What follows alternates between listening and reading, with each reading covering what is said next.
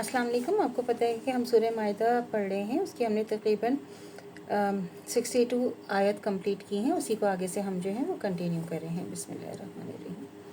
उनको ये बड़े बड़े मशाए उलमा गुनाहों की बात कहने से और हराम माल खाने से क्यों नहीं रोकते, वाकई उनकी आदत बुरी है। 63। और यहूद ने कहा कि अल्लाह का हाथ बंद हो गया है, उन्हीं के हाथ बंद हैं और इनके इसी कहने के सबब अल्लाह की बरकत और रहमतों से बहुत दूर हो गए हैं। बल्कि अल्लाह के दोनों हाथ खुले हुए हैं, जिस तरह चाहता है खर्च करता है। और जो चीज़ तुम्हारे रब की तरफ से तुम्हारे पास भेजी जाती है और उनमें बहुतों की सरकशी और कुफर में ज़्यादती कर देती है।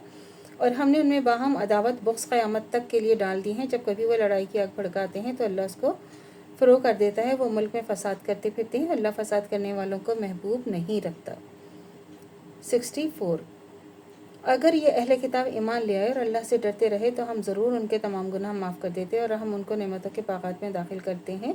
65। अगर ये लोग तौरात, इंजील की और जो किताब उनके पास उनके रब की तरफ से भेजी गई है उसकी पूरी पाबंदी करते तो ऊपर से और नीचे के खूब फरागत से खाते। और इनमें एक जमात है जो सीधे रास्ते पर है और उनमें अक्सर बदकिरदार हैं। 66। ए रसूल, आप सब जो आपके रब की तरफ से आप पर नाजिल किया गया है तो लोगों तक पहुंचा दीजिए। अगर ऐसा ना करेंगे तो आपने अल्लाह का एक पैगाम भी नहीं पहुंचाया और अल्लाह आपको लोगों से महफूज रखेगा।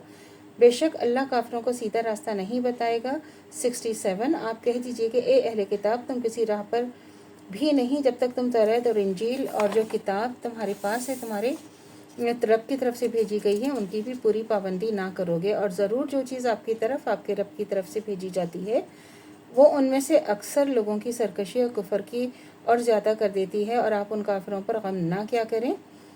बेशक मोमिन, यहूदी, फ़रक़ा साबीन और नसारा जो शख्स अल्लाह पर रोज़े क़यामत पर यकीन रखता है और अच्छे काम करता है तो उन सबको ना तो कोई खौफ होगा ना वो मग़मूम होंगे। हमने बनी इसराइल से अहद लिया था और हमने उनके पास बहुत से रसूल भेजे। जब कोई रसूल उनके पास ऐसा हुक्म लाया जिसको उनका दिल नहीं चाहता था सो बाज़ों को उन्होंने झूठा कहा और बाज़ों को कत्ल ही कर डालते थे।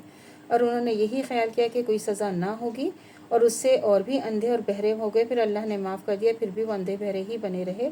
यानी इनमें से अक्सर अल्लाह तो उनके अमाल को खूब देख रहा है।